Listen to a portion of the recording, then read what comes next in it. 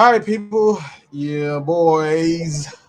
K-Style will be with us real soon with a couple of other guests as well. But hey, man, we got that W. I ain't about to do the Jameis Winston and all that. I ain't doing that, but it's about time, Juke. Go ahead and hit that video.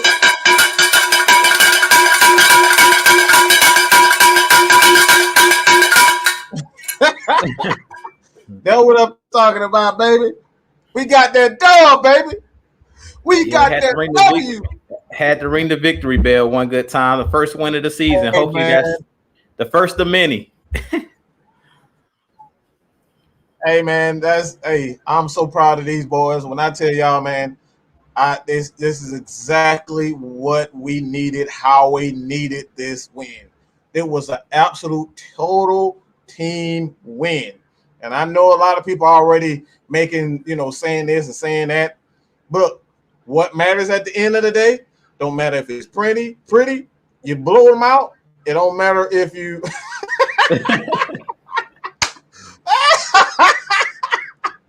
Hey, man. Hey, K-Star. We got that dub, baby. Oh, hold on. No, I got to say this. Real fast. Shout out to them goddamn Yellow Jackets. Did you see that win, bro? Them Yellow Jackets took out the number 21 team in the country. Shout out to the Yellow Jackets with a great win against North Carolina. Hey, man, good defense. That's what I'm talking about, baby. We got to keep the consistency, though. We got to keep the consistency. That's the main thing. Hey, that's what it's about, baby. What a great turnout. Georgia Bulldogs did their thing, man. They scored 62 points in the absolute shutout against Vandy. Georgia Tech did their thing. Pretty much, they really took it to North Carolina. I didn't expect that. So shout out to Georgia Tech for that. But man, I just got to give Arthur Smith, Dean Pease, Maurice Williams. They did such a great job of handling this team. We talk about total team wins. We talk about patience. And today was the epitome of everything that we've been talking about. You cannot win games when you don't have a total team. The defense was absolutely dominant.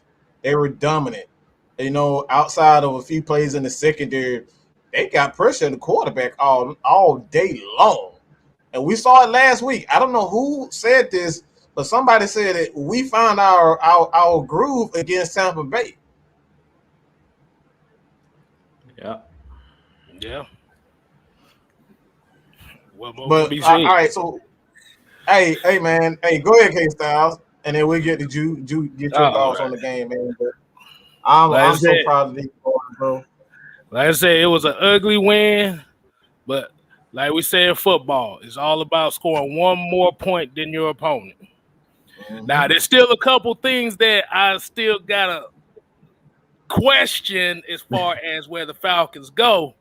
One of the main things, like I said, one of the main things. We got a dub right off the top. What the hell? Hey, go and hit that up. We got a 20 spots.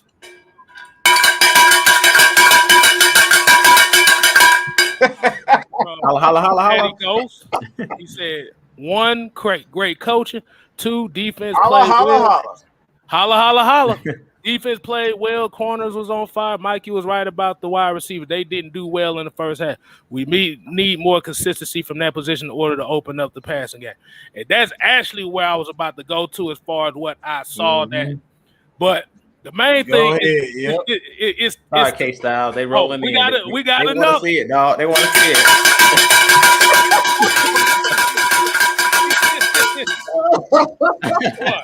Boy. But anything's possible. But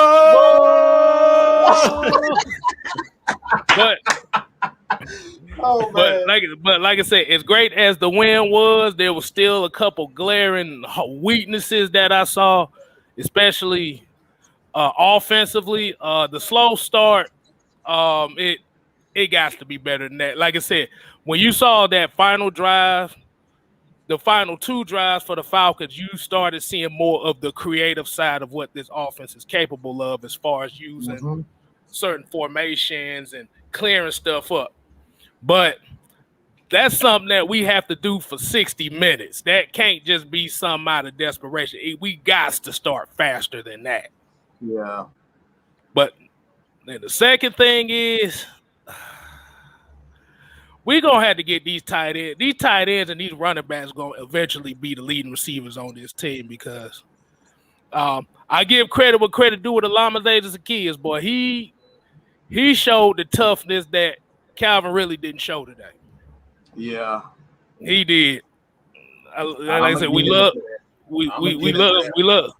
love Calvin to death, boy, but those first 2 or 3 drives when the ball was going to him, he came up short. He came up short on a few passes, on a few catches here and there. But like I said, I have to give credit what credit is due, man. This defense and a lot of people that was talking about Isaiah Oliver. What y'all got to say now? Because he came up with some big plays in this game that was just wow. Yeah, go ahead and put the ears up. Oh, let me tell you something now, brother. Oh, brother. I've been telling y'all, boy. Yeah. It all goes to watching film and learning how this is. Look, we didn't get to this point. A reason why, quote unquote, we're right all the time. It's not about being right. It ain't about none of that stuff. It's about watching and learning the game the proper way, and that's what we're trying to teach here. I've been wrong about a lot of things. I thought this offense was going to get off to a faster start than what it was with the running game. We're running the ball well, but we're still slow. So it's still a process. You know what I'm saying? But I just got to say, shout out to my boy Oliver, man. They moved that boy to the slot, and he has been showing that he has the ability to not only intercept passes, make the right reads, but he's getting fumbled. Like, the dude is just a playmaker in that. He's just a playmaker in that role. That's what it is. And that's what we needed on this defense. Outside of Foyer and Deion, and by the way, I saw Deion Jones on wide receivers, bro. Let me repeat that. I saw Debo Jones on wide receivers. And we're not talking about slow wide receivers. They got some pretty explosive receivers over there. The play that they got over TJ Green, I forget the kid's name, but they got some pretty explosive. So the Falcons defense, look, I'm finally at a point where I'm so not worried about the defense anymore. Hey, I'm not worried about this defense. Hey, we got to get this $4.99. Holla. Lonnie Don't Lie came in with the $4.99. He said the Falcons will be 4-2. We are a sneaky playoff team. We saved the pitch routes for when we needed them. Our defense bend, but it does not break. Yeah, like I said, the thing is, when it comes to these other certain teams that we're going to have to play, we got to get to a faster start. It can't be one of those things where we only scoring 7 points in 3 quarters. But like I said, you saw the grit. You saw, like I said, when they needed to come up with plays, and that's the main thing we kept saying. If they come up with the plays when they need them, and we got some plays that went our way too, like you said, with Logan Ryan dropping one of the interceptions that Calvin Ridley slipped on the route. And what was the other guy? Adoree Jackson. Adoree Jackson dropped the one in the end zone. Like you said, those are the breaks, but as a team, you have to take advantage of those opportunities that's given to them. And I feel like that fourth quarter is what they did. And I was I ain't going to say I was worried, but that one strip sack Ojulari had before halftime, that was a game breaker at that moment. But because that the defense played the way that they played and didn't give up nothing extravagant, they kept this team in the game. That's what we needed. We know when Matt Ryan has ample opportunities on the offensive side of the ball, he can take over. And this is what we've been talking about. Like the Falcons, like this is the first time that the Falcons, Matt Ryan doesn't necessarily have to worry about being perfect. Well, that's a blessing, and it's like that's a huge blessing, man, for Matt Ryan not to have to worry about being perfect. Like we're gonna get into the players and whatnot, but Drew, go ahead, give your thoughts on. Hold on, we got a $5 super chat. Holla. Kevin Grady came in when he said, "Do you think they should put Pitts at wide receiver and have Hayden Hurst, Pitts, and Ridley?" Actually, if you looked at that second half, you saw quite a bit of 13 personnel out there. You saw absolutely. You saw a lot of 13. They had no idea how to do that. They didn't know how to defend it. That was the first time I seen a defense did not know how to defend that 13 person. They had no idea. Right. Yeah. Right. I mean, when you look at it on our team, we have a lot of guys that's positionless. I don't know if you guys seen they had Kyle Pitts in the backfield on one play where he was like at the fullback. Yeah. I think it was on that same play that they scored in the red zone where they threw the ball to Smith, where they act like they were going to hand the ball to Davis. They actually had Kyle Pitts at fullback. Then they split him out, act like they were going to hand the ball to Mike Davis, and then threw it back to Smith for the touchdown. So, hey, for one, I'm happy with this win. We gutted it out. This is the type of games that you have to win in the NFL. Mike talked about it on Tuesday night for the Atlanta Falcons heavy hitters. You gotta win the games you're supposed to win. This was a culture game. Mike talked about it being a culture, trying to change the culture of the Atlanta Falcons, being a tougher team. The Giants are known for having a good defensive line, having a good defense, and being a physical team. To go on the road, act like the New York Giants. This is the Michael Strahan, O.C.U. Manura. These are not the Super Bowl type New York Giants, but they're still a physical team. They're a team that wants to punch you in the mouth, and that's why this was a physical, gutted-out game. And we talk about it. K-Styles know my favorite line. It's 4 to 5 plays in the game that changed the game. And we seen in this game, we made the plays when we needed to make them. Me and Mike was talking before the show. I talked about my dog, Dante Fowler Jr. You talked about Isaiah Oliver. I always brag about my boy Dante Fowler on that last drive, the strip sack fumble. This is the second game in a row that he's, got after the quarterback, knocked the ball loose. That's a heads-up play. That was a play where it could have easily been scooped up by one of our players for a touchdown. And that was like on third down when we needed it. Plus, he was held on the play by Nate Solder. So that just shows Dante Fowler Jr. has really upped his game. Isaiah Oliver. Another thing that I was talking to Mike about prior to the show, AJ Terrell was missing today, but TJ Green was able to step right in and not miss a beat. Like he didn't get exposed in today's game. Yeah, they got a couple plays on him, but he didn't hold his head down. He continued to battle and grit it out. Him and Fabian Monroe on the outside did a great job today of gutting it out against some of the top wide receivers for their team. Galladay is one of those guys they brought in the free agency. We remember him last year when he was with the Lions. He torched us last year with the Giants. He was making against the Lions. He torched us last year. So Galladay, for the most part today, was held in check. Saquon Barkley, we talked about Saquon coming into this game. K-Styles talked about him breaking off that 70-yard run. We didn't see that today. Yeah, he had a couple plays on those screen passes, but as far as holding him down and not letting him get that one big run for like 80 yards in the touchdown, they did that today. So I'm really, really impressed for the defense. To me, everybody did their job, but to me, the game ball goes to the defense because they held us down basically all game. The whole first half, pretty much, they held down that offense of the New York Giants because we went 3 and out the first 3 possessions. So that was clutch by our defense of doing their job. On special teams, as K-Styles like to call them, Cam Neasy, hey, bringing in that punter, bringing in Colquitt. I don't know what they did to this man during practice this week, but he must have been scared. He must have thought his job was on the line because he was punting that ball today. He punted one inside their 5-yard line. We won the field position battle game today. and it shows. I believe one drive we got the ball like on the +50 or close to midfield because of Cam Neezy's punting and the way that the defense played today. So I was really, really impressed with the total team victory. Matt Ryan game-winning drive, and then Koo came with the game-winning field goal. So, I mean, I was just really impressed with the toughness of this team, because it's easy when you start to lose a game, especially when they scored that touchdown to take the lead and it was late in the fourth quarter. I was like, uh-oh. When you have a young team, usually guys start to think, here we go again. We 0-2.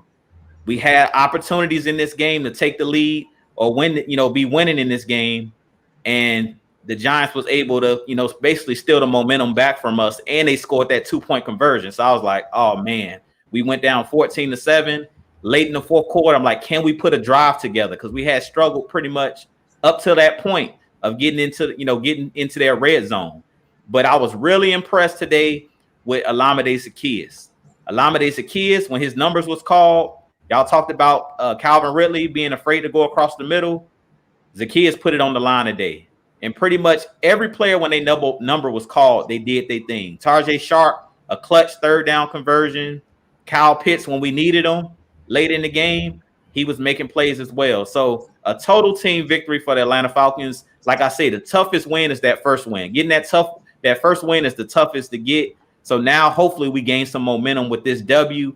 And one thing for these young players, when you go home on that flight with a win, and in these, they're going to have their press conferences and things of that nature. This is how you build confidence when you win close games.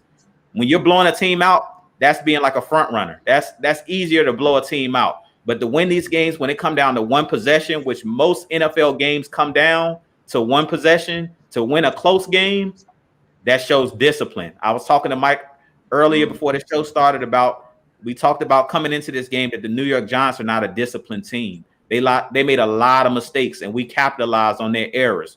Dropped interceptions in the end zone. A lot of these touchdowns we're talking about could have been taken off the board if they would have just caught the football. And that's what we talked about last week against Tampa. We had opportunities. Fabian Monroe dropped the interception. We had our opportunities to make plays, and we didn't make them. But in this game, every time they made a mistake, we came back and we capitalized on it. So I was really impressed. And then the last thing I want to talk about is what K-Styles always talk about, and we talked about in our last couple pregame shows, scoring touchdowns in the red zone. You can't kick field goals. When you get in the red zone, because we only got in the red zone, I believe, 3 times. Every time we got down there, we pretty much scored a touchdown. That was the difference in the game. If we would have kicked field goals down in that red area, we wouldn't have came away with this W. Oh, man, I didn't want to bring this up. Clutch win by our team. And clutch in the red zone. Arthur Smith did a great job of being creative in the red zone and allowing us to punch it in once we got down there, on their end of the field. But big team win for the Falcons heading to a home game next week against Washington. But I was really impressed with the defense, impressed with the special teams, and everybody for bouncing back from last week's defeat against the Bucs.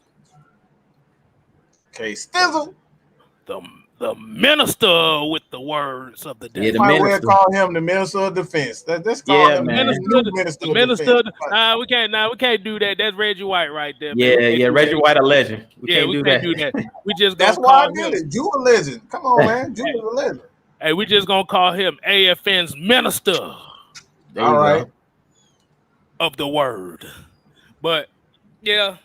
Yeah, Jew hit the main point I was gonna say, man. Like I said, Cam Neezy needed a bounce back game. I think what had happened is Dustin Colquitt might have showed him a few pointers for this game, as far as flipping that field position. Because like I said, let's be honest, this was kind of one of those bend but don't break type defenses that we've been seeing so far. Mm-hmm. But the main thing is getting off the field on third downs. Making those plays that need to be made. Mm-hmm. And hey, like I said, hey, I gotta look. I gotta give Lee Smith some credit in there too. I knew he was gonna do that. I gotta get a mountain man. I gotta let him show the mountain man some love. I know it wasn't really no really great game for him as far as statistical wise with 8 yards and 1 touchdown. But But if you know those plays that Cordero Patterson was breaking, Lee Smith was holding that point of attack. Now it's unfortunate we haven't really seen Hayden Hurst so far, and I know that's kind of disappointing for a lot of people right now, especially on my fantasy football team. But I got a reason for that, though. I definitely got a reason for that. But yeah, like I said, the main thing is I would like to see more of a faster start from the offense and the play calling and the creativity. And I believe that once you start getting to those quick games to where you scoring quick, you giving the defense confidence, then you don't have to worry about these type of nail biter games where you like, oh shit, here we go again. But be like CJ from San Andreas, like, oh shit, here we go again. Yeah, but we got a $2. Oh, we got a $5 and a $2. Holla, holla, holla, holla. Boy said, where are those folks who wanted Justin Fields? Hey man, I'm gonna take the nice road. This is what we've been talking about all this year. These young quarterbacks are not ready. Stop crowning these guys legends before they even touch the field. Before they touch the field. You can't judge them until after year 2 or year 3. Year 2. And he got sacked 9 times today. 9 times. It doesn't matter if you're a mobile quarterback. You got to have an offensive line that's capable of getting in. And let's just get this fool in here. He just acting. There you go. Party like a rock. Party like a rock star. Party like a rock. Party like a rock star.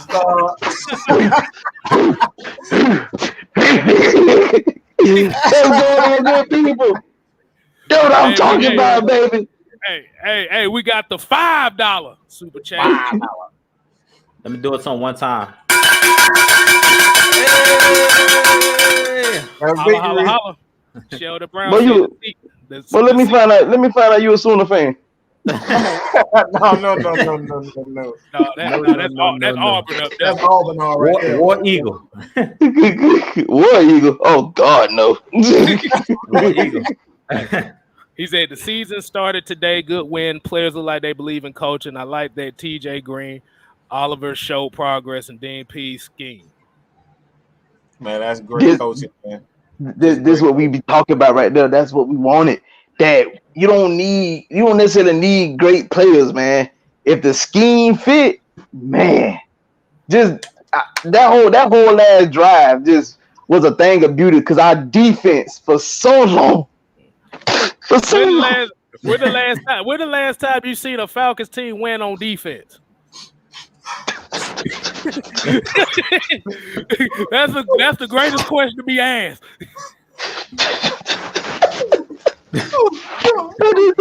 Oh God! Oh my God! Wow!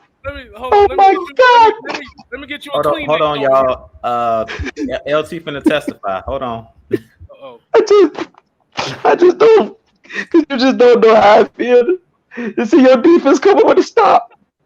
Cause we practice. I told y'all I wanted to go pro. I'm sorry, y'all. I'm just a little too excited right now. I'm a little too excited. I got so much going on, man. Oh my goodness. Lord, people keep calling me and everything. I'm sorry, y'all, but I'm excited, man. Our defense came up with a stop, y'all. We came up with a stop. We didn't let them drive down field in 43 seconds to get the game with a field goal. We came up with a stop. Hey, I'm about to say that make you convert to Judaism. You got there. I'm for the crowd like Booby Miles when he was in that car with his uncle. Hey, look. I'm about to say you still gonna have those contractors that said that the Giants was a bum team. You beat the team in front of you. Let's stop disrespecting it.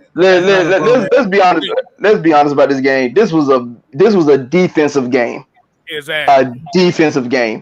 And what people got to understand is we at this point, what took me so long to get in here because I was still running the space that we had going. But what folks got to understand what's going on, what's happening with Arthur Smith is he's making sure everybody's pulling their weight. It's not just gonna be the game gonna rely all on the offense. The game gonna rely. Everybody got to pull their weight. You got to do something in order for the team to be successful. You can't just be like Matt Ryan, go out there and win us the game. No, defense. You get out there and make a play. Right. Do something. You got to do something. Everybody got to pull their weight from the offense, the defense, special teams. I got to give a return man some credit today because a couple for the last first 2 weeks. He let some balls bounce and get in like deep in the territory. The day I seen a couple times where the ball bounced, he still fielded it, but he fell down to make sure it didn't go no further back. Give us a better field position. I gotta give them credit for that. Like I said, coaching. You can tell coaching actually works week in and week out. Big shout out to Jalen Mayfield today. The man had a phenomenal game. I've been telling folks he gonna have to take them lumps. Them the Hargrave and Fletcher Cox and Vita Vea and Dominican Sue. Hey, it happens. But you know what that is? That's your welcome to the NFL, young fella. That's what that is. You take those ass whoopings, and once you start learning how to block against quality players like that as the season goes on and he stays healthy, you will start seeing that improvement. You seen it today. When they ran that screen play with Cordell Patterson, you see him leading the block. He was leading it. They showing that they trust that young man. That just overall great performance, great team performance today. It wasn't just an individual, great team performance. Everybody pulled their weight to get a victory today. I'm just happy right now, man. Just hey man, let's get to this comment. After last week in Tampa Bay, Matt Ryan surpasses Eli Manning to move into 5th place all time, 8th place all time, and passing completions. Matt with 4,923. Hey man,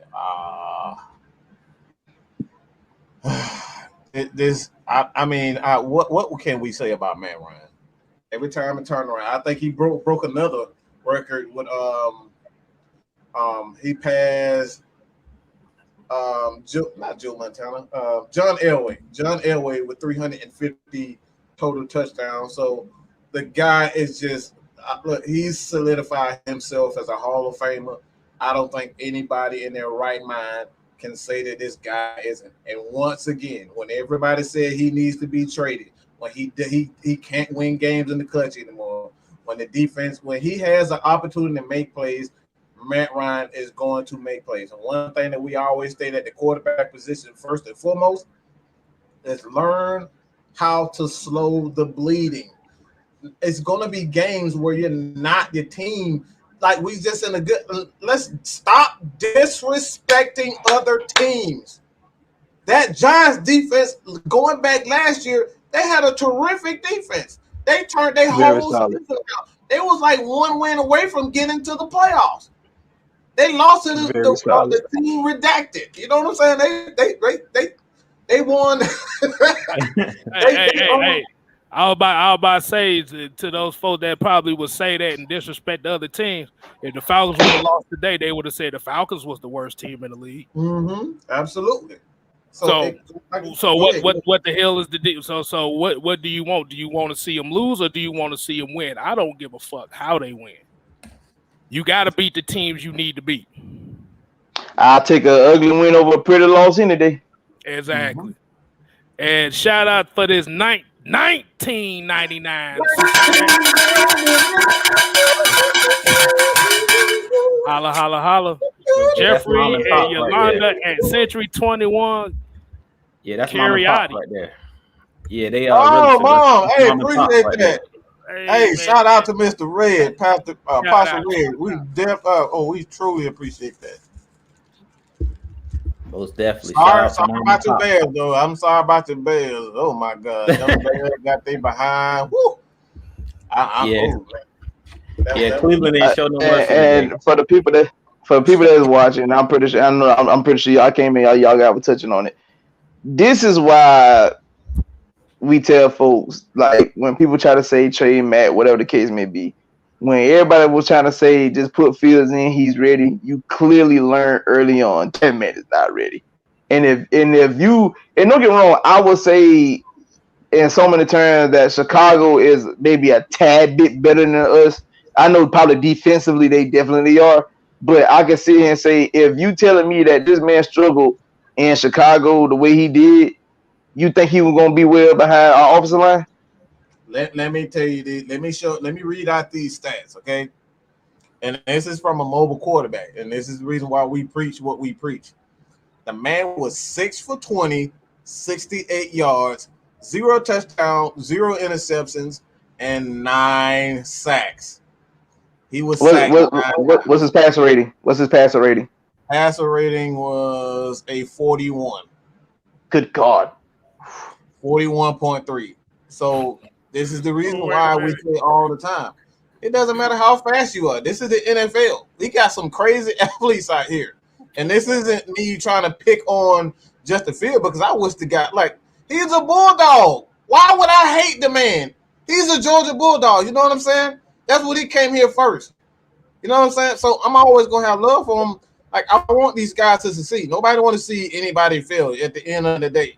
But at the end of the day, it's a team sport. If you can't protect the quarterback, it does not matter what you have on offense. It all begins in the trenches. Jude and K-Style say it all the time. It begins in the trenches. And like LT said a little while earlier, when you're a rookie, you're going to take those lumps. Go look at Peyton Manning, how many interceptions he threw his rookie year. Like, there has never been a rookie to win an NFL Super Bowl. No rookies have ever won the Super Bowl as a quarterback, ever. So I don't care how good of a player you are. Your first year, you're going to take those lumps. And that's what he was talking about with Jalen Mayfield. Like, we're going to see rookies are going to make those mistakes. They got to get used to the speed. It's a lot of different coverages and things of that nature that you don't see in college. Like, we watch college football weekly. Unless you play in the SEC, a lot of these guys, you play in the Big 12, you're not seeing good defenses. They scoring basketball numbers, 62 to 60. It's crazy. Like, they putting up crazy numbers. When you come to the NFL, it's a totally different ball game. This is, everybody's a professional. Nobody's going to school. Your school is being a professional, studying film. So all those people talking about Justin Fields, Mike's favorite words is wait and see. We don't know. You know, it's still too early. Like, let this guy go through that maturation process. It takes time. Like, nobody comes in right away and gets it. Even when Vic first came in, I love Michael Vick. He's the reason I'm an Atlanta Falcons fan. His first season playing, Michael Vick just was explosive, and he could use his God-given gifts. But as far as being able to read defenses, being able to, like, be a veteran and understand the game, that takes years of experience of playing the game. It's a reason why Dean Pease wanted Eric Harris. They wanted Deron Harmon. It's a reason right now that Richie Grant isn't playing. Like, you guys know, I love Richie Grant. But they talked to Dean Pease and they asked him, like, and they asked Coach Hoke, who coaches the secondary, why is Richie Grant not playing? And he basically stated he's still learning the defense. Like, he plays on special teams, but it's going to take time for him to understand the schemes, understand the NFL game. And that's the reason why they wanted to bring in Deron Harmon and Eric Harris, because of their experience, to be in that room with those younger guys and help those guys come along. Like, it takes time. You can't just jump right in. It's only a handful of players that jump right in and get it from day one, and our playmakers from day one. And we were fortunate that we got that in Matt. Exactly. Matt gave us that. Matt was the anomaly, because there's very rare that you get that person that can come in day one and automatically, like, spews off success. He did that. And don't get me wrong, like, the team went bad. I give Rich McKay and company they credit. They did have him have, like, a form of an offensive line at first and whatnot. But like I said, Matt did the most what he could do, what he had. And he made crucial plays for us in his rookie season that helped catapult us to wins. So like I said, you just can't look past. You just can't just draft a rookie and think they just able to play because what round they got drafted in. Like, cause we clearly seen plenty of people that were first rounders that weren't worth a damn, and we've seen people that were literally went undrafted and they were borderline Hall of Fame players, if not Hall of Fame players. Like, I mean, you see You know, you had the infamous draft of a Peyton Manning and Ryan Leaf. Yeah, Peyton Manning went first overall and became one of the greatest to ever play it. And Ryan Leaf, the man staying out of jail. 3 years. So it's not really so basically what he's saying is it's not a damn guarantee what you gonna get. So I mean, we drafted Pierre Jerry the first round. You see how that worked out. That man played in 2012, and that was it. That's all you got. Don't forget Jamal Anderson. Don't forget So the defensive end Jamal Anderson, not the running back. Yeah. I know. Listen, that's why I made the face. I knew which one you were talking about. I'm looking at TV now. I don't even want to have that conversation. I don't even want to have that conversation. No. I know you know who I'm talking about, but it might be some folks out there that might not know what the hell we're talking about. But we got a $10.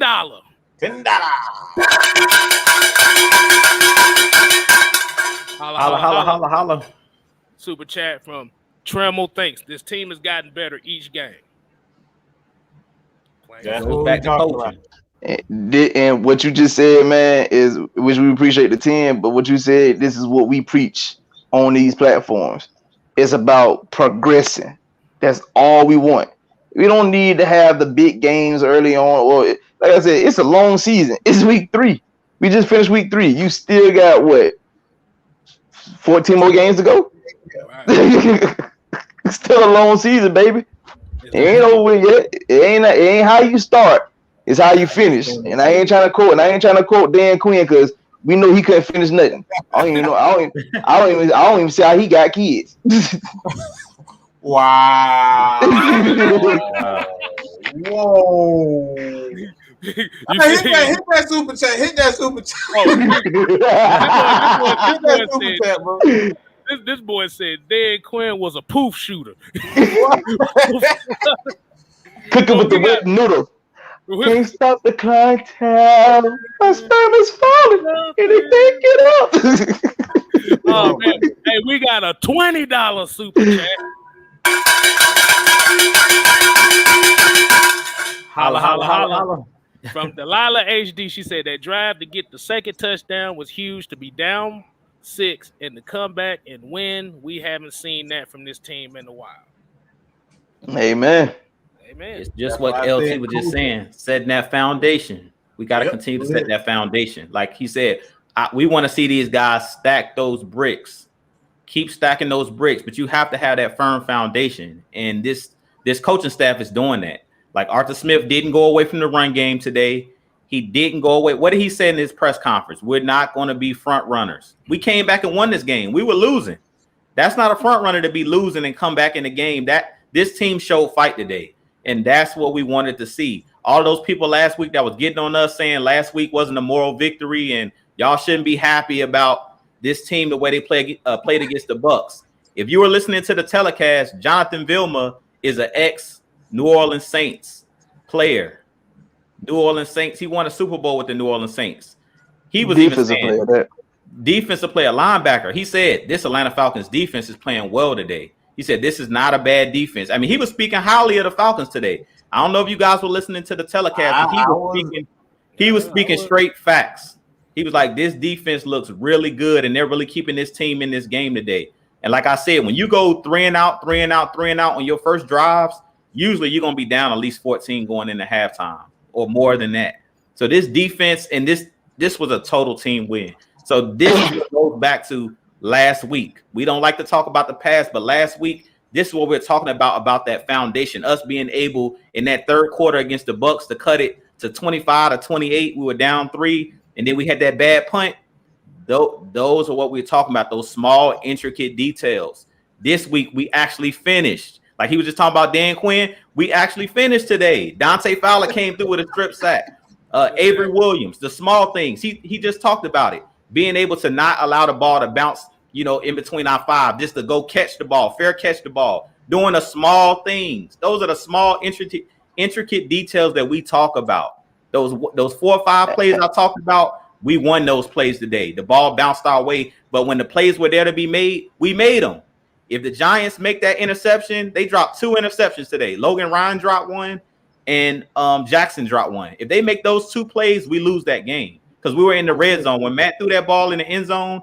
If Adoree Jackson comes down with it, that's ball game. So these are the plays last year that we seen that we didn't make.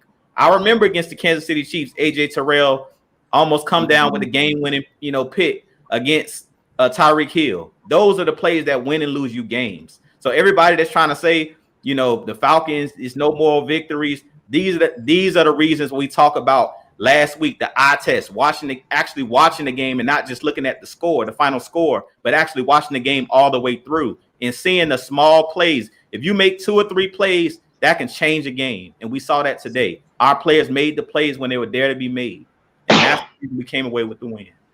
Let me segue into this super chat real quick, because first of all, because he mentioned a player and I got to bow grace to the man Mad Mike.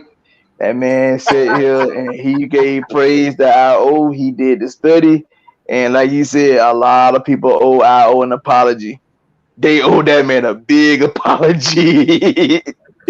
Mad Mike definitely did the work on that man, and listen, I'm telling you, he definitely. A lot of folks in this fan base owe IO an apology. Besides the strip fumble that he did, the play that really stood out for me was watching him literally tackle Saquon Barkley one-on-one in open field. Let me tell y'all, that's not easy to do. That is not easy to do. I don't think you said his name yet. Let them know who you're talking about. Isaiah Oliver. Yeah, make it known. He put IO. I don't think they know him by IO, but we talking about Mad Mike's man, Isaiah Oliver. I'm putting the link in the community tab so y'all can go watch the video where I stated at the end of last year, not the beginning of this year, the end of last year, the last season, where I said when Raheem Morris, and I got to get Raheem Morris for doing that, he made the decision to put him in the middle of the field and put him in that slot, and he took off from there. And that's when we saw him be a playmaker. So it's all about putting the players in the right position to succeed. This is why you see Arthur Smith taking so long for the kind of get up to speed, because he doesn't know these guys. He doesn't know these guys, so he got to learn where these players are going to make the plays at. We saw Dante Fowler. We saw him on the right side. We saw him on the left side. He was all over the damn field. Him and Grady Jarrett was all over the freaking field, bro. It was 2-man wrecking crew today. I'm glad you mentioned that, Mike. I never want to see Dante Fowler ever again running down the field with a tight end. On that play where he got the pass interference, they talked about him trying to cover Ingram. I love me some Dante Fowler. But never, ever drop this man in the coverage that far down the field. I think that it turned out to be that play. But I would have panicked too. You heard Jonathan Vilma say, if I'm running down the field with a tight end that play like a wide receiver, I would have held on that play too. I don't know what Dante Fowler was doing on that play, if they had him dropping in but he was he was in man-to-man coverage running down the field with Ingram. You don't do that. Also, another thing your person pointed out, Michael Walker, y'all show that boy in the basketball player, because that young man got some bunnies on him. Right there. That young man got some bunnies on him. Another thing, you see how we had them tip passes that led to interceptions last week? You see how that could have easily happened to Daniel Jones today? Mm-hmm. He literally had several passes that were batted in the air that could have led to interceptions. See, those are freak plays, man. It happens. It happens. Only thing was Tampa got the lucky bounce where they was able to catch it and run with it, and we didn't today. But like I said, those plays can happen. Like another thing, I know a lot of people don't pay attention to all the details, but one play that stood out to me as well was when Dan Jones he had flushed out right, but it was like a flag on that play. I forgot who it was on, but he flushed out right, and as he was flushing out, Foye Oluokun started chasing him. Now, in years past, what we always talked about, putting your hands up. Even though Foye wasn't close enough, when you were running towards him, what you seen? Hand up. That was Eric Harris with the almost pick six right there. Yeah, Isaiah Oliver almost had win this game too. Mm-hmm. Yeah, but well, like I said, with Foyer, man, like when he rushed after Daniel Jones when he was scrambling, he ran after that man hands up. That's what we've been talking about being coached in the previous regime. They weren't putting their hands up. Now you see players putting their hands up. You start to see those batted balls at the line of scrimmage. You see plays like what Michael Walker did today by leaping in the air and knocking the ball down. You see those type of plays. Those plays can help your defense. Any everything helps your team. Here's might be the comment of the night right here so far. Yes, it's Matt Ryan's fault for the win. But I'm about to say, did you notice every time they win, it's the defense being terrible, but when we lose, it's Matt Ryan's fault? Did y'all notice that? Right, but I mean, I don't know because I was doing the whole Hogan motion on the other day because I couldn't hear nothing. I couldn't hear nothing. 40 game winning drives. Put some respect on my quarterback name. Oh man, but I gotta talk about one thing, bro. What's that? Calvin Ridley. Yeah, we gotta have this conversation. We gotta address this right now. Go ahead, K-Style. Oh man, like I said, we understand. Like I said, it was a couple drops that he had on third downs that kind of made everybody mad. It was one play. It was actually that one slant route he caught in the red zone where he tried to sidestep the hole instead of going forward for an extra 2 yards. Cause from what I've seen is like a lot of people were kind of pissed off because now they seen. Cause even when Matt Ryan said, well, they was double teaming Calvin Ridley and stuff like that. Like Mike said before, if he don't get up here, are you gonna pay him that $100 million contract? I don't see it. I do not see it. That man there is I mean, he could be very good, but he's clearly not a number one. Yeah, he's clearly at least not yet. I mean, can he be molded into one? Possibly, but he's clearly not a number one yet. So do you think? So do y'all think it's more so is just the fact of him now stepping in that wide receiver number one? You feel like he's mentally not ready for that, or you just feel like? Yeah, go ahead, dude. I don't think so. Look, y'all talking about the man. I got the man jersey on right here. Number 18. Look, y'all see it? Yeah, I got the man jersey on right here. I'm a huge Calvin Ridley fan, but I'm finna criticize his game a little bit. But this is what we talk about when we talk about players fitting into a scheme. Me and Mike was talking prior to the show starting. I don't know if Calvin Ridley fits this scheme. He fit with Dirk Cutter because there was a lot of outside routes, quick dig routes, and things of that nature. Arthur Smith is coming over from Tennessee where he had those big physical wide receivers. We talked about it last week. A.J. Brown, big physical wide receiver, go across the middle. Jonnu Smith, tight end, big guy, go across the middle, not afraid to go across the middle. Corey Davis, who was on their team, big guy, 6'2", 6'3", not afraid to go across the middle on short patterns, slant routes. Calvin Ridley is not built for that. And we talked to the legend when we had Mathis on our Mr. Mathis here at AFN. He talked about Calvin Ridley needs to get in the weight room. That's the first thing he said when we were talking about Calvin Ridley. He said he's scared to get hit. He said his game reminds him. Terrence Mathis said that. I asked him, who does he play most like? And he said, he reminds me of myself. That's what Terrence Mathis said when we had him on.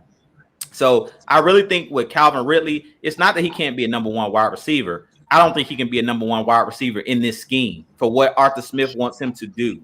So, yeah, he can go to the Rams or go to another team that does those quick passes or a team that goes vertical up the field, a lot of vertical routes like Dallas, or even though they can't afford them. But I'm just, for example, they're a vertical team. If he goes to a team that's vertical, this team, if you look at this offense, it's not really made vertical. And that's what K-Styles talked about last week is like how he wanted to see more down the field shots. If you look in this game, we didn't take a bunch of downfield shots. I don't even remember seeing us throw the ball. I ain't seen no 50-yard bombs today.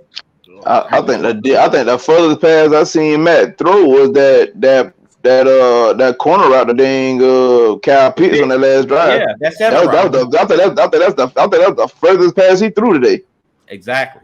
So I don't think that Calvin Ridley fits this scheme. It's not that he's not a number one wide receiver. I don't know if he's going to fit Arthur Smith's scheme. And what that means is you don't fit the scheme, you may need to go somewhere else and get that money because we ain't going to give it to you here. And unless Arthur Smith has something that we ain't seen, because he could have some other plays, because as Mike said, we're kind of building on this thing. Maybe he got some plays up his sleeve that we haven't seen. But if this is his full playbook and this is the type of team we're going to be where we're not taking a lot of deep shots, we don't need Calvin Ridley on this team. We need a more physical wide receiver that's not afraid to get hit. Let's just keep it a buck. I love Calvin Ridley. He's one of the best route runners in the game, but we seen him today sidestepping, afraid to get hit, not wanting to go across the middle and take that type of contact and punishment. So, like I said, there's no indictment on Calvin Ridley. He may not fit this scheme. Mike been talking about it. Don't get used to seeing none of these players that was here from the former regime. We don't know what they want out of these players. As much as we love Grady Jarrett, I love Grady Jarrett.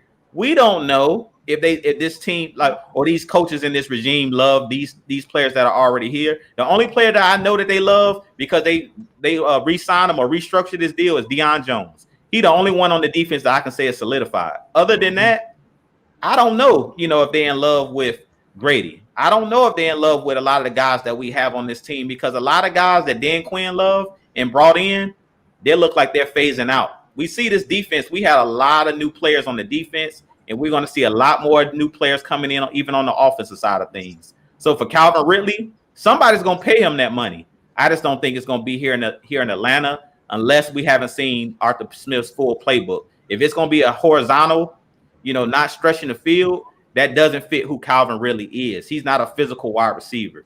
He's a guy that's going to stretch the field like a CeeDee Lamb type. He's a CeeDee Lamb type, that how the Cowboys are using CeeDee Lamb. He wants to catch the ball and go vertical up the field. He doesn't want to catch the ball across the middle. And that's what most of Arthur Smith's schemes are, a lot across the middle. And it doesn't mean if you're a small receiver, you can't do those things. You just got to have that mentality, because we've seen Zacchaeus, he was going across there fearlessly, and he's smaller than Calvin Ridley. He's just not afraid of it. So if you don't fit that mentality of the coach, you got to go. I mean, to add on what you said, though, one play that kind of got me was he caught a pass on like a drag route.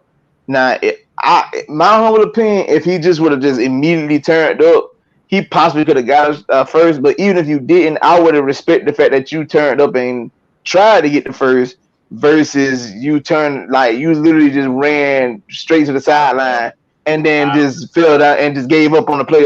I'm good. No, don't do that, dog. This is a contact sport. If you scared, take the pads off and go put your pad on, dog. You can't be a pansy on this field, bro. This is going in out here. I ain't trying to be disrespectful to the man, but you got to be tougher than that. You got to be tougher than that.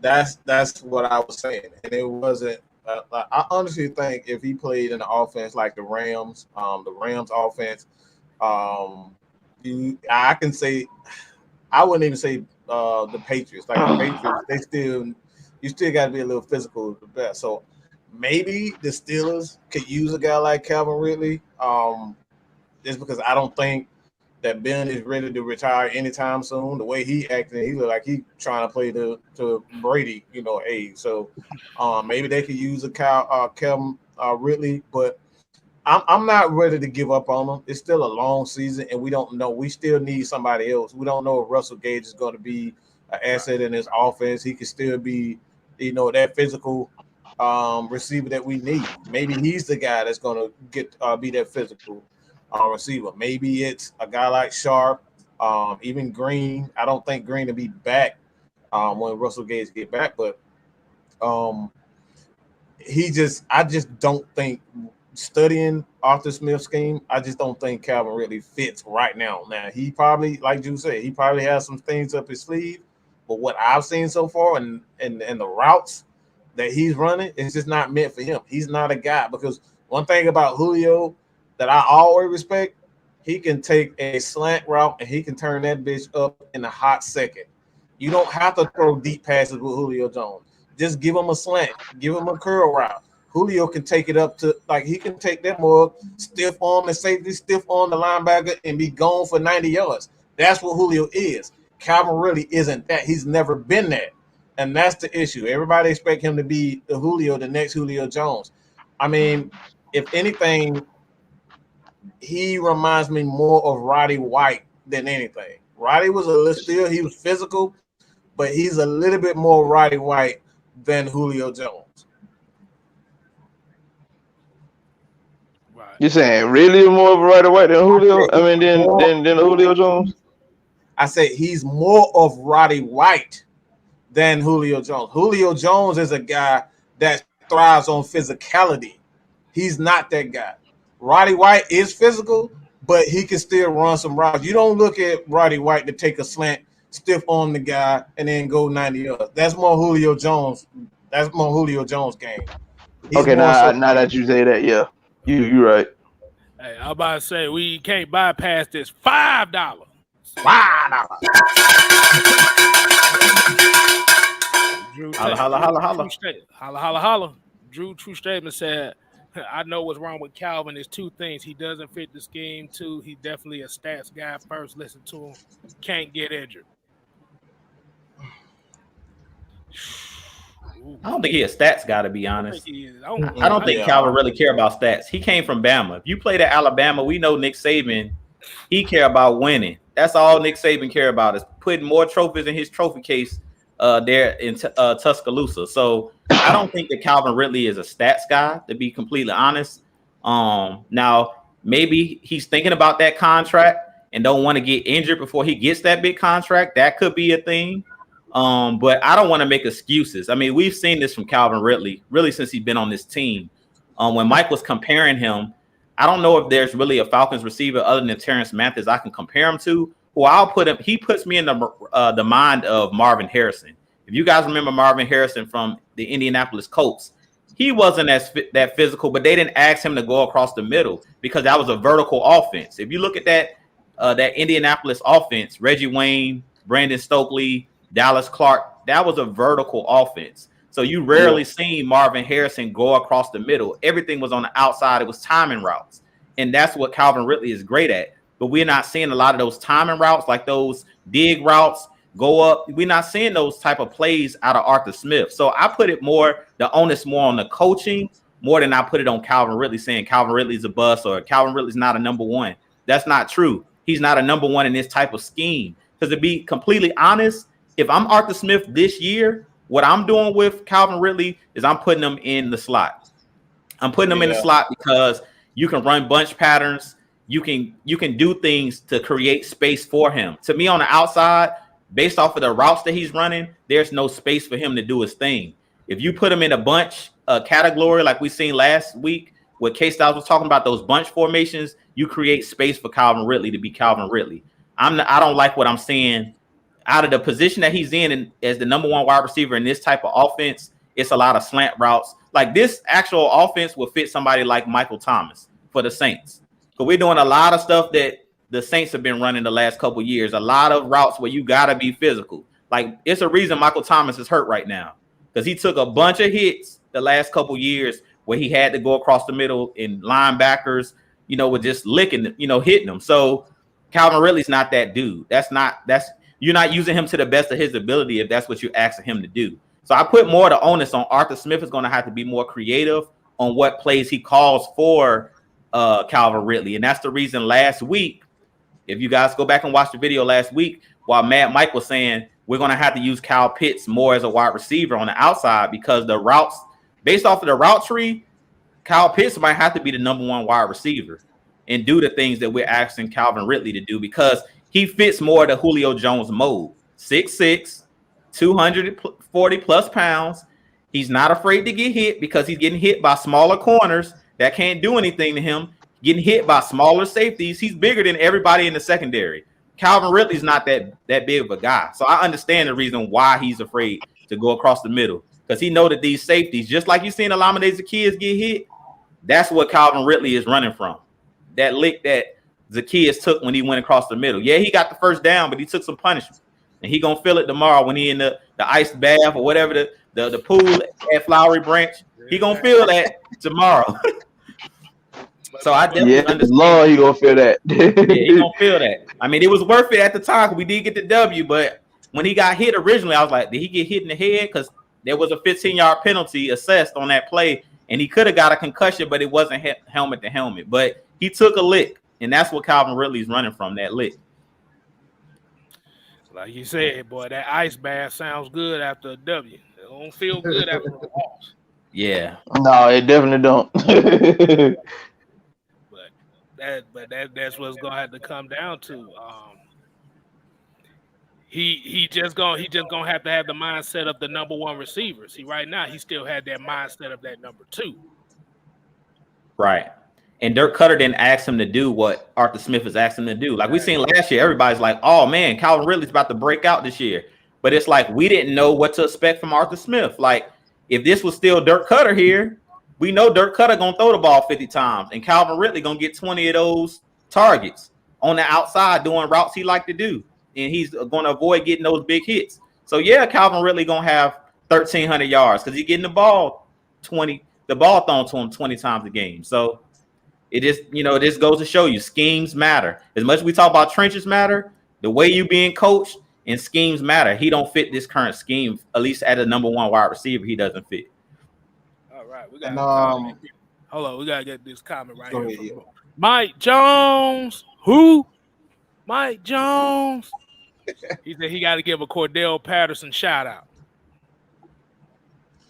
Hey man, that dude need a contract like right now. I don't let him even get close to free agency. Don't let that. Hey, but listen. If you could find a way just to put a contract on hold until we get the money back on books. We're gonna put him on layaway. That's what you're saying? Yeah, put it on layaway. I need that man back on the roster ASAP. Boy, that's the playmaker right now, man. That's the playmaker. And he definitely been doing that. He's been doing that. Like I said, that last drive, phenomenal playmaking ability from him, phenomenal. And what you gonna say? Shout out to John Sanders for saying, look for Pitts and Zoe to play an important part in the offense coming soon. So you guys continue to hit not only Mad Mike Sports, the Cash App. We have Jew Talk Sports. He has his as well. And if you at some point when Mr. LT decides he wants to take this seriously and drop his Cash App in, and you guys can throw him a couple of dollars in there for his takes, man. So why you being petty? I mean, are you being petty? I'm trying to tell your ass to be doing. I talked for two. I talked K. I tried to talk K-Style for 2 years straight to get his ass on camera. I'm not waiting no 2 more years, all right? I'm not waiting no more 2 more years. You either get your shit together, you're not going to do it. Are you going to do it? Yeah, but do you know my work schedule, man? Good God. Hey, man. I don't know. We hit this the wife right here, so we got to definitely get the bell. Holla. She said it's been a minute. Oh, yeah, man. Go ahead, read it, Jew. That's Teacher Red. Yeah, that's the wife right there. She says, congrats, y'all, on the win. It's been a minute. Yeah, it's been a minute. But, hey, look, at some point, we was going to have to get that first dub of the year. So, hey, it's never too early for a victory. So, look, hopefully this gives these young guys like Jalen Mayfield, now they know that they can do it. You got your first dub. Arthur Smith got his first dub as a head coach. So he got that monkey off his back. Now the AJC and all of these people, 92-9 the game, can get off this man back. This dude won his first game. The Falcons competed. I know it was the Giants, but hey, they were an NFL team. They're professionals just like us. Look, they got paid to go out there and play us today. And look, we came out with a tough win. We seen last year, how many games did we lose? 7 or 8 games. Last possession, 1 possession games we lost last year. So this game was a big win for us, a huge step in the right direction. So shout outs to the Falcons for getting that first dub. Shout outs to Arthur Smith for getting his first win as a head coach. You know what? I mean, now that you bring that up, Drew, you got a point because like we lost those type of games, them one position games, and right now in these one position games so far in 2021, we are 1-0. I like them odds. Like I said, the flip of a season just like that. You never know. Mm-hmm. And shout out to Mrs. Jew for the $5. She gonna have some homework for y'all asses too, if y'all. You got that right. Not me. I'm done with school. Hey, look, we always get it. We get a fans homework, K-Style. That's every week we get these fans homework. Exactly. But man, so I was about to say, so y'all want to go and hit some of these comments right and see what the people think? Yes, sir. Oh, no doubt. Let's see. We got Yusuke. He came in here. He said, good win for the Falcons. First win for Coach Smith. Yes, definitely. Hold on. We got a $5.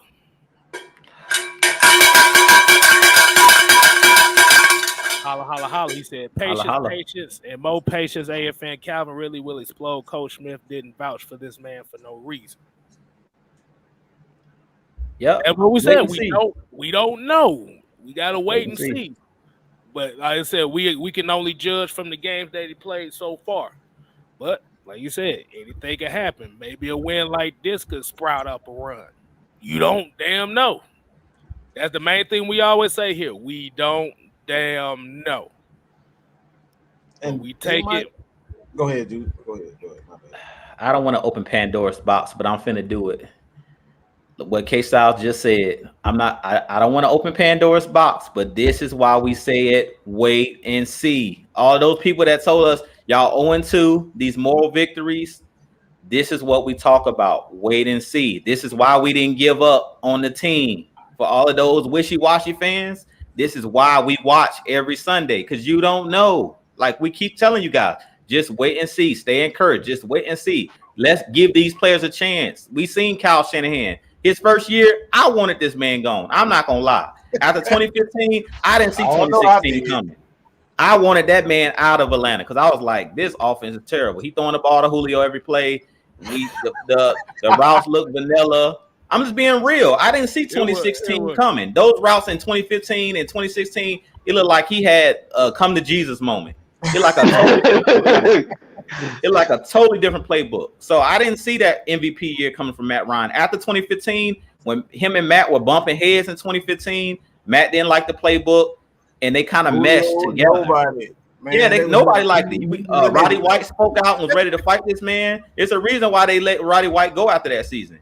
He was ready to fight that man. They brought in Leonard Hankerson to basically be the number 2 wide receiver. Like, we didn't see, I didn't see 2016 coming. So I'm gonna just say, wait and see.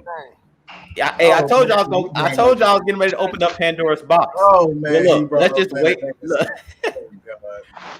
Yeah.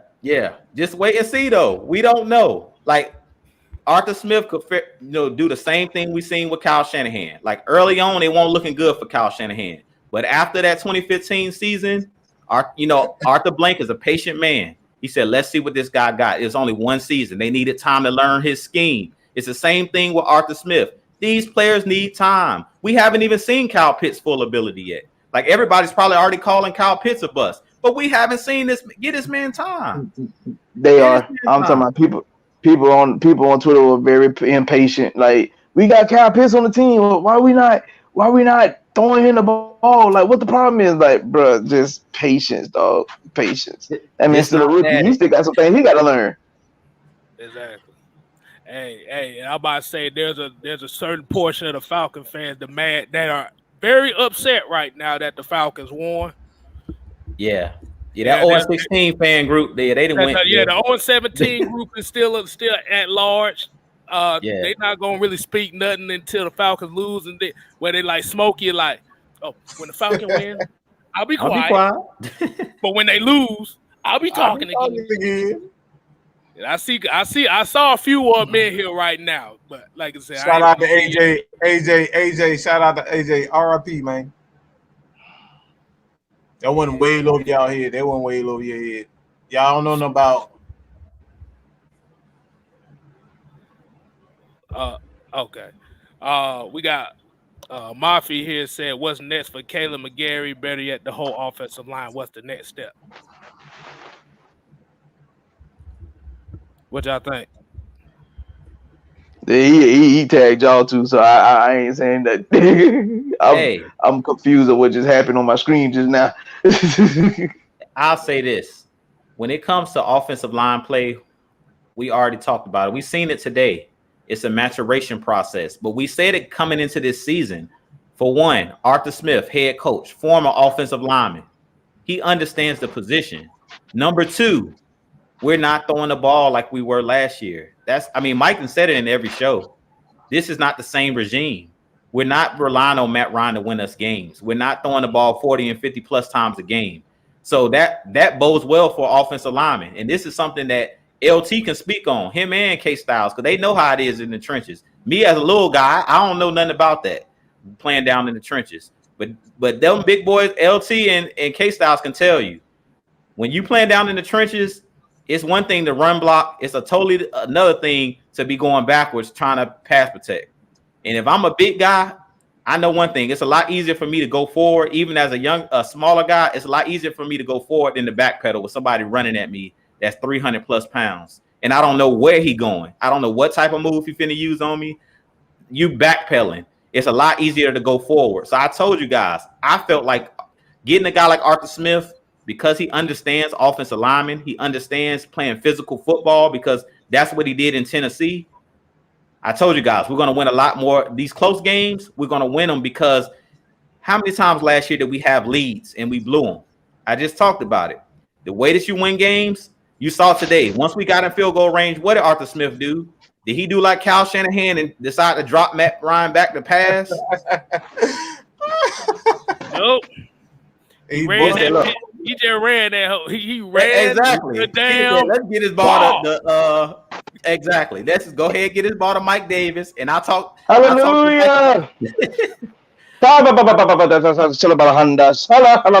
Hey, like God.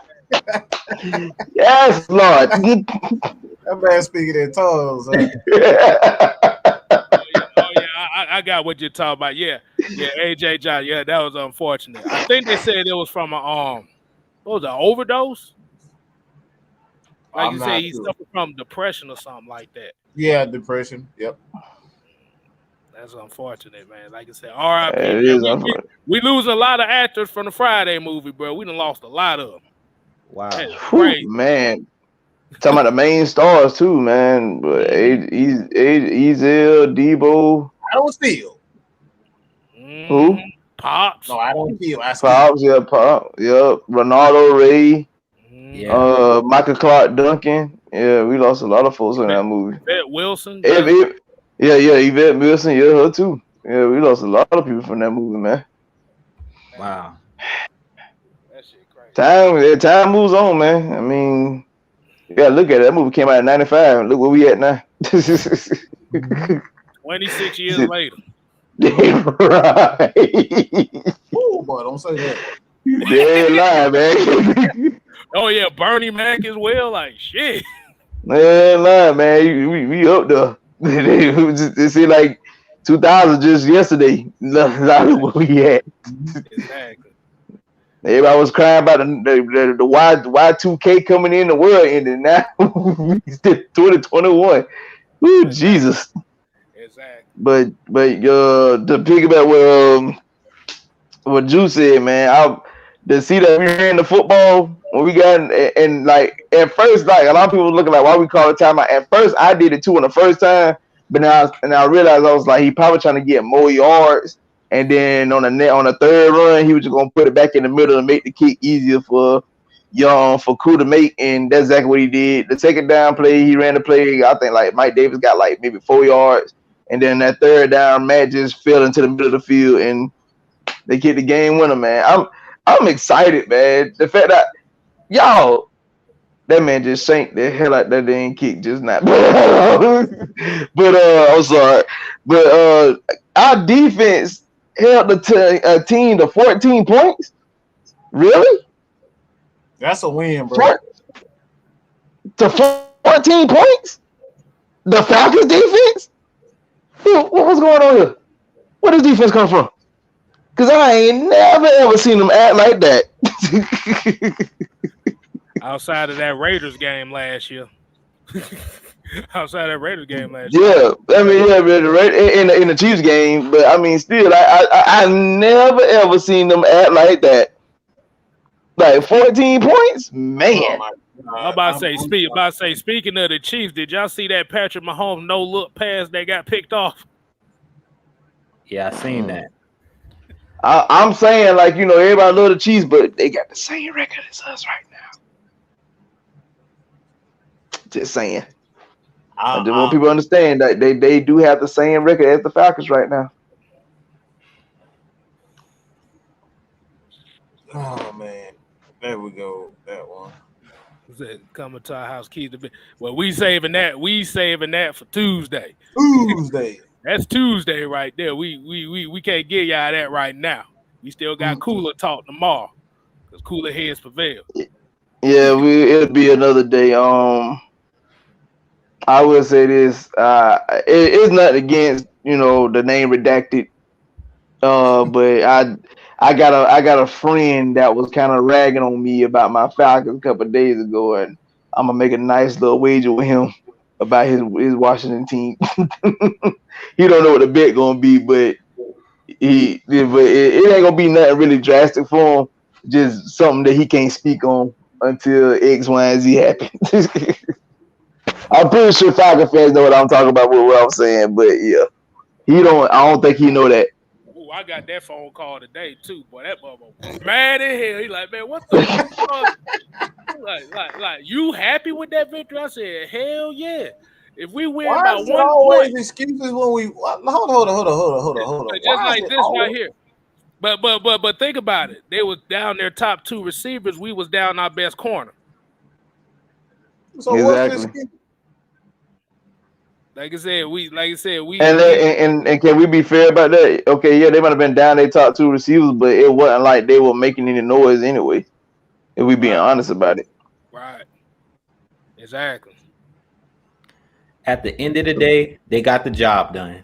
Do your job at the end of the day. Win the game. Because like Mike said, if we lost the game, then it will be we lost to a bunch of backups. So at the end of the day, the guys that strapped it up today and laced it up went out there and did their job. They earned that paycheck today. They leaving New York with a W.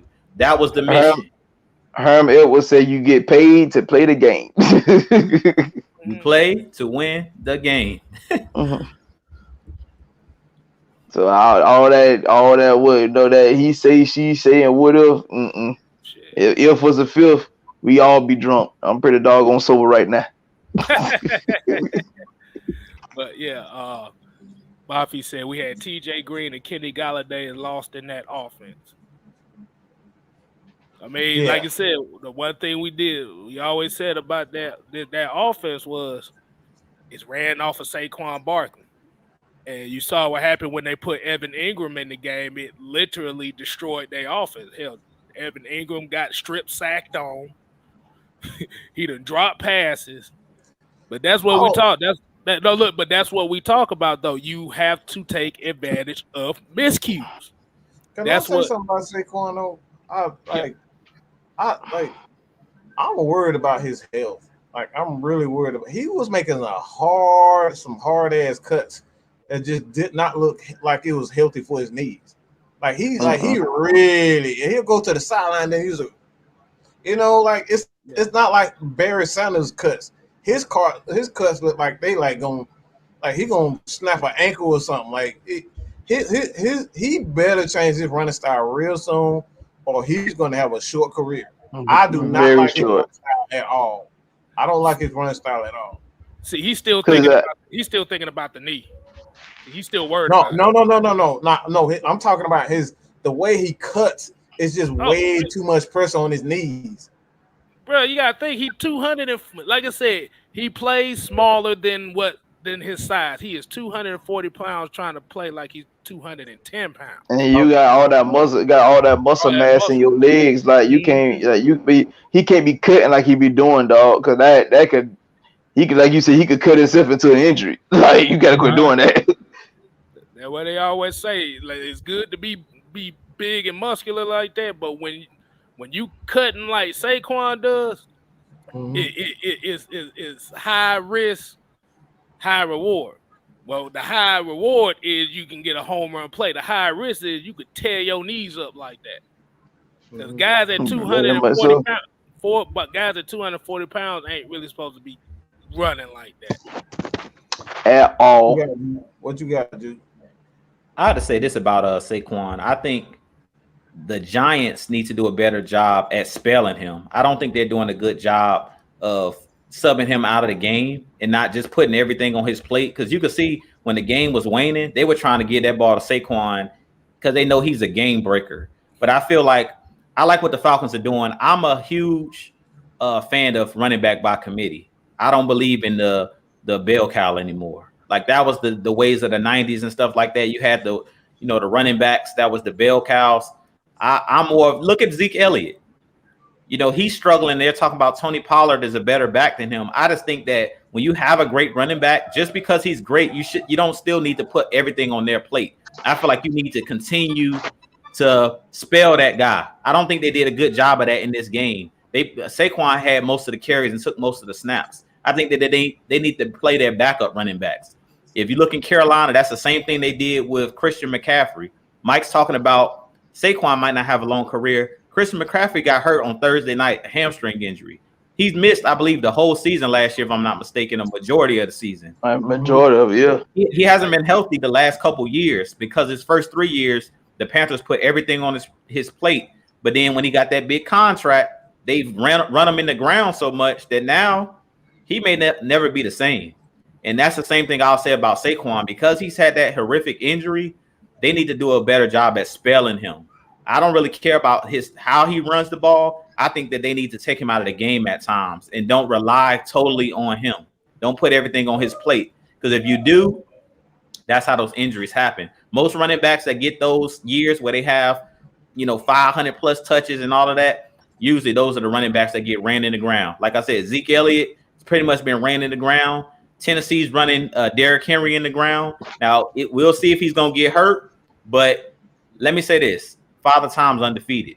And this is a game of football. Everybody gets nicked in football because these athletes are big, fast, and everybody, all these athletes have a certain number of hits on their body before your body starts to break down.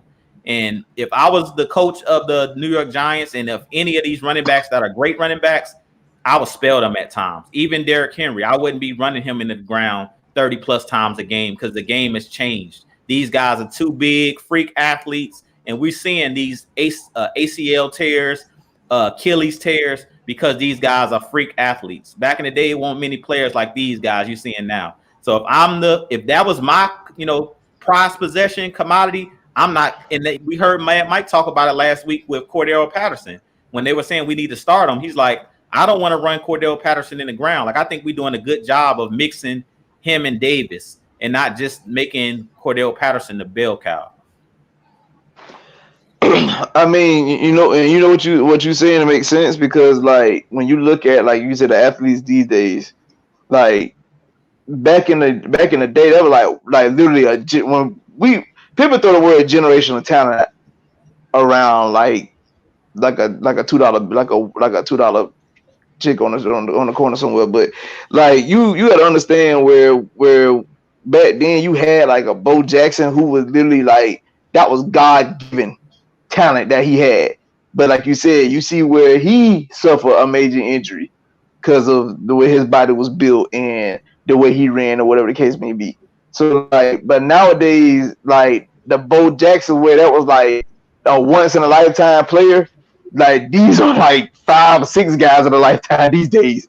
Like I mean, another prime example, just like if you go into college, look at Jordan Davis. To be 6'6", 330 pounds and can move like that weight and that size, no man, that's freakish. No way. Well, yeah, we got a $5 super chat from who? Mike Jones. Holla, holla, holla, holla. He said, 281-330-8004. You need to drink? Let me know when Mike Jones will have it at your door. I'm feeling good. It's at a phone for the 7-8. Okay, I'm gonna stop. He said, can we get some help on the offensive line? Tired of seeing our guards getting thrown around like rag dogs. Well, let me be the first to say that our line had a very, very solid game today. So I'm not even gonna rag on them. Today they had some mistakes here and there, yes, but that's part of the game. Overall performance, I give them a B plus. If I had a great offensive line today, I give them a B plus. Yeah, I think the offensive line did a really good job today. They kept Matt Ryan clean for the most part. I mean, this has been the best game they've played, and like we said, from game 1 to game 3, and this will be the last thing I'm saying, guys, because I do got to get ready to jump off. But I'll be back on, of course, on Tuesday for Atlanta Falcons heavy hitters, getting ready for the Washington football team. Hopefully, we can be 2-2, get it back to 500. But I agree with LT. I'll give them a B plus today. They played well today. Like I said, they kept Matt Ryan clean for the most part. And this definitely was the best game that they played all season. So they continuing to build, though. Like I said, build that foundation. Brick on my brick. Keep building. But I'm liking what I'm seeing out of the team. And as always, Falcons Nation, I appreciate each and every one of you guys. Make sure you guys hit that like button, subscribe button, and I'll holler at you guys. I probably will jump in the actual chat. But I'll see you guys on Tuesday night. But y'all enjoy y'all evening. Like I said, ain't nothing like going into a new week with Atlanta Falcons win. As always, Falcons Nation, rise up. Peace. All right, man. Be good, Drew. All right, man.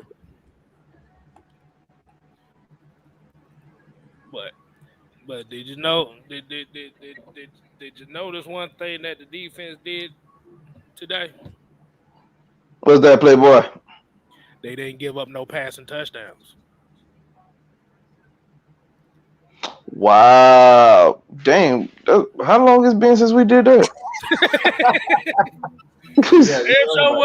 Man, chill with me, man, because I'm surprised. y'all laughing. I'm surprised for real. Because, every game we gave up a passing TD, so we didn't give up a passing TD. Like, how long it's been since we even did that? Wow, I didn't even think about that. Wow, I'm looking at it right now.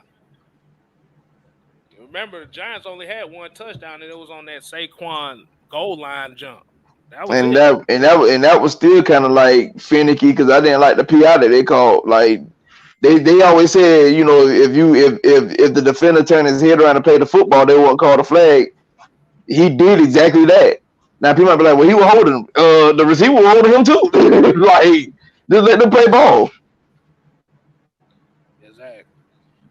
But yeah, man. Like I said, that I was gonna say, is that outside of Calvin Ridley and his sidestepping ass, was there anything else in this game that you could take that they needed to work more, that they need to get better with?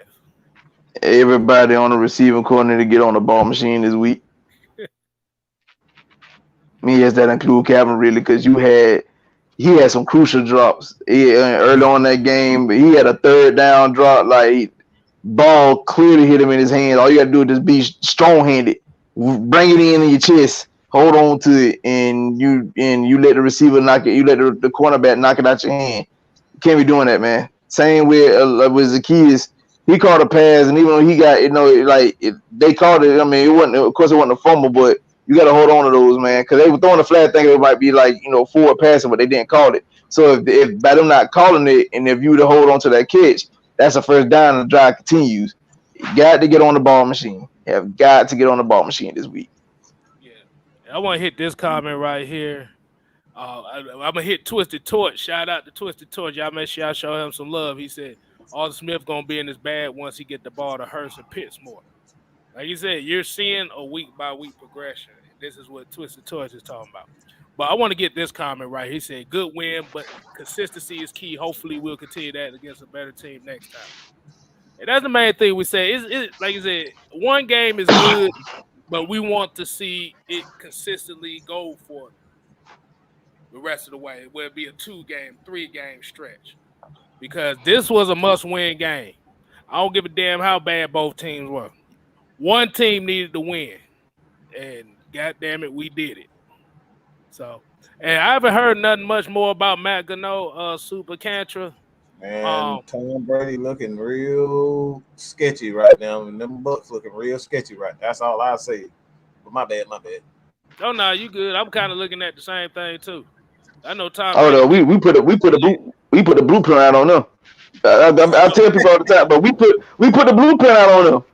I was telling folks in my space today about that game last week, and like I told them, and that second half, we made it a 3-point game.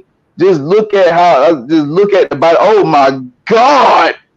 Yeah, he looking real suspect right now. Yeah, cause they hitting his ass. That's the main thing. Hold on, how Deshaun Jackson at his age still coming open like that? Yeah, they getting destroyed, bro. They looking real. But what is going on? But you all, like I said, y'all. Look at the replay. He started step to safety. That's wild. Yeah.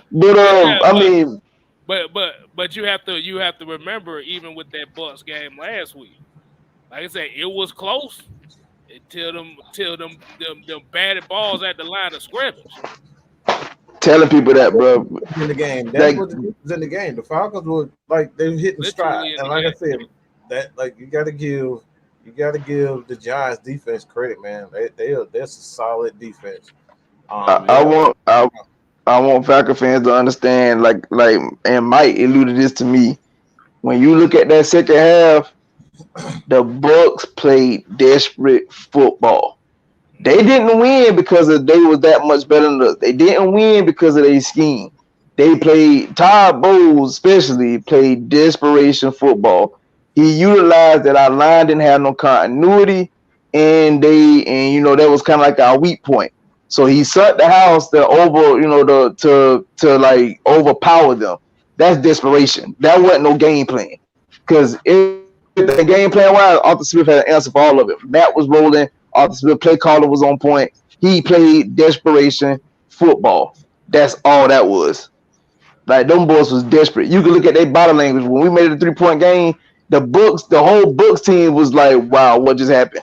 Brady was trying to get them up. He tried to amp them up, but even you can tell by his body, he didn't even believe in himself. He didn't believe it.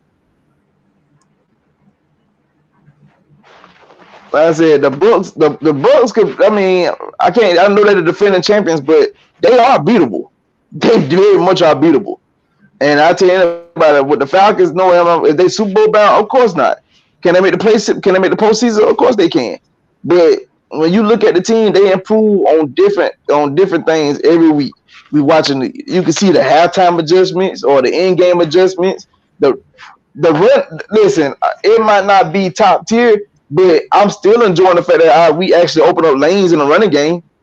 Seeing 3, 4, 5 yards per carry, like I can take that, because that's versus the -1 no yardage to 1 or 2 yards that we used to get. We seeing push on the offensive line. That's giving Mike Davis holes to run through. It's giving Cordell Patterson holes to run through. Like I said, it's a progression. But like I said, as the season goes on, and as long as we can just stay healthy, you start seeing that stuff pick up. So what? The wear and tear on the defensive line. Defensive line get worn out towards the end of the season. That's when you can rely on the run game a lot more, and then receivers are going to get open. That's just the way it goes. So it's a progression. It's a progress, and that's one thing I'm not worried about, is being able to get your receivers the ball, because again, you can have games where you target a wide receiver 15 20 times in one game. That's possible. We've seen it time and time again.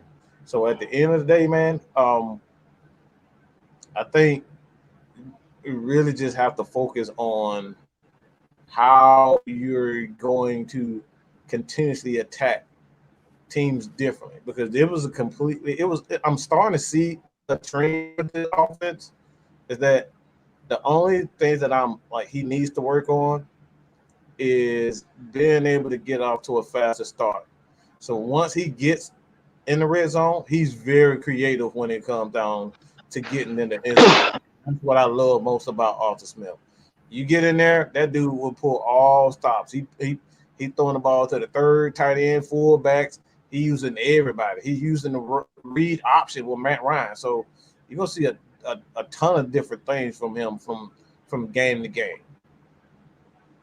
Do y'all know that the TD that Matt threw to Lee Smith today was the 40th different player that caught a touchdown pass for Matt in his career? 40th? No, I didn't know that. That's 40th. Yeah. Good gracious.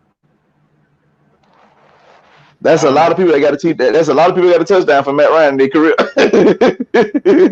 Mm-hmm. Like I said, when you do the overall assessment, like I said, it was a great team win, and that's what we've been trying to tell folks. But I might have been saying, of course, I've been saying as well, this ain't the same old Falcons. Mm-mm. This ain't that. This ain't that track meet team. This we are slowly. It's coming to fruition. We are slowly becoming that ground, that ground and pound, that toughness. That's why we changed the name. That's why the hashtag on Twitter isn't Rise Up or Brotherhood anymore. It went back to Dirty Bird. We forget down. We down and dirty now. Yeah. Marlon Davidson got hurt today. I seen memes go out, but I don't know. I don't know the extent of his injury, but I do know Marlon Davidson did get hurt today. I think Means came back in the game. Yeah, he had one of those crucial plays in that fourth quarter too. Yeah. Marlon Davidson, he was on the sidelines, so they haven't really said much. So it's probably just one of those questionable injuries. Probably just rolled an ankle or something. And probably just ain't one and they're not trying to put much on him. They weren't trying to put much on him on like that.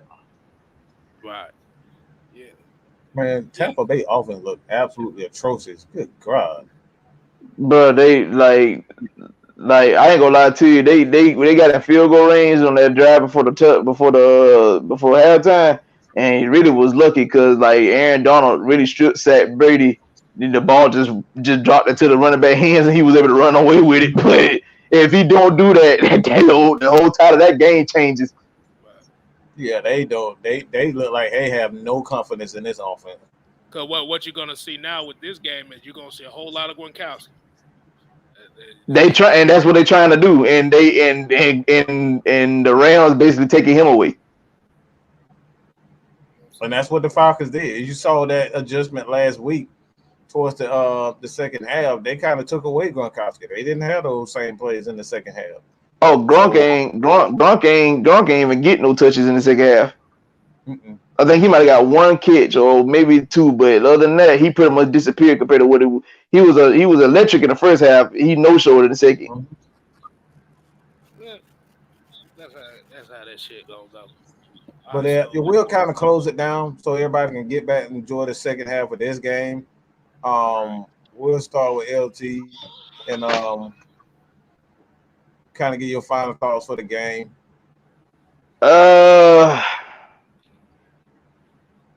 Again, continue to support the team. Great team win today. Please put some respect on my quarterback because y'all made it seem like my boy ain't got it no more. He couldn't get the job done. But that man drove down and got his 40th game-winning drive in his NFL career. That man, I said, like this team. Ooh, I see what you were talking about. He popped that man Gronkowski. But I'm sorry, It caught me off guard. But shoot, he landed on the ground. Yeah, he got a good lick just did. But yeah, just continue to support the team, man. Like like these when you start supporting the team, you getting these type of games that show up and these guys showing out, man. We got that first win of the season. I could easily see us, possibly, a possibility of going 3-2 by the time our bye week get here. But just take it a week at a time. Let's enjoy the ride, enjoy the week. Man, like I said, just support the team, people. Let's just continue to support this team. These are our Falcons. If you say you're a diehard fan and you love your birds, support your birds, baby. That's what we're here for. Go Falcons. Go ahead, guys. Oh man, like I said, we appreciate everybody tuning in to the after show. the post-game show. Feels good to have a W. We got to see the victory bell today. Like I said, main thing we have to see is consistency as far as seeing what they could do the next game. I would rather see this offense get to a faster start. But it was good to see this team respond the way it did in the later half of that fourth quarter, because that takes mental guts right there. Not only to be down by 7, and I know Grady Jarrett was kind of pissed off when Daniel Jones ran his ass over for that 2-point conversion. Mm-hmm. But that was just I feel so sorry for Heineke next week. That's gonna be that man mad all week. He ain't gonna like that. Man, you got your ass ran over by Daniel Jones. I feel Heineke gonna catch hell next week. but to come back from that and to come up with the key stops that they did is really what it all comes down to. Because even though they was down 14-7, what do you say, about 8 minutes to go, both sides, all 3 phases of the game stepped up when we needed to, and that is what we must continue to see the rest of the way. Hey, man, like I said, it could be a bad team. At the end of the day, you still got to beat the team in front of you. Mm-hmm. Nobody made those excuses for New England. Nobody made those excuses for Tampa Bay last year. Nobody made those excuses for Kansas City last couple years. Why start now? Because you mad that the Falcons won? Because it don't fit your narrative. Fuck their narrative. Their narrative is counterproductive of what the quote unquote fans should be. I don't wish my team to lose just because of a player. Yeah, that's crazy. Yeah, like I said, folks ain't even got like that take I just had. I don't give a damn. Because at the end of the day, it's black and red, bro. We just need to see it next week, see if they could build it up to next week, and hopefully we'll finally be able to see the full extent of this offense. Lord have mercy. What you want to say? Oh God. Yeah. She already came in the room. You already know it. Little Styles came in the room. Hey, get that little girl out of here.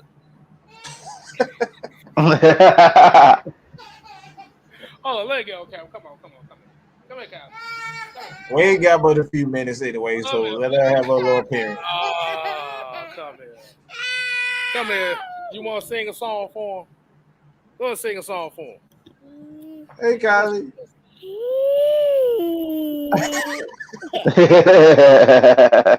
Go ahead, sing a song. No. She don't even know right now. But like I said, we appreciate everybody watching, man. She don't want to leave now. Hey, man, at the end of the day, we not saying like Kylie is right now. We happy we got to win. And at the end of the day, man, it's a process. And this is why we continue to preach over and over again, patience. We can't keep getting every time something doesn't go our way, we start, we got to get rid of everybody.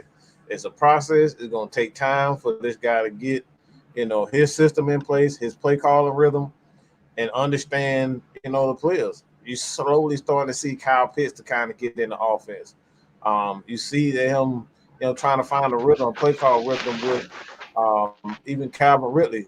You know what I'm saying? So it's like we're not saying that Calvin Ridley is a bust or he isn't the number one, but it's gonna take time. You know what I'm saying? He got to improve. He know he has to improve.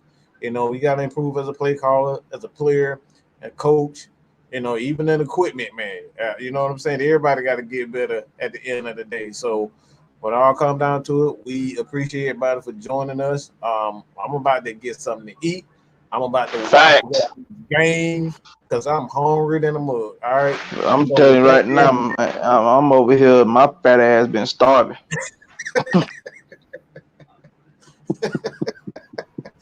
Hey man, go ahead and enter, K-Star. Take us out of here. The mic, bro. Your mic, bro. Oh, my bad. she muted my mic by accident. Like I said, hey, tomorrow kicking it with K-Styles Cooler Talk will be the last time we talk about this game. So I got all y'all final grievances in the chat. Y'all can come on and talk about what y'all want. But it's gonna be the last time we talk about this Giants game. Before we move on to the beginning of the week, which is the heavy hitters. So here at AFN, we ain't here to play. We here to stay. You ain't gotta go home. But you gotta get the hell out of here. I'm hungry too, so I can't do the Hadouken today. So deuces. We out. I'm hungry. I'm tired. All right, I've been up all damn morning. I'm tired. I'm just deuces. All right. Adios. All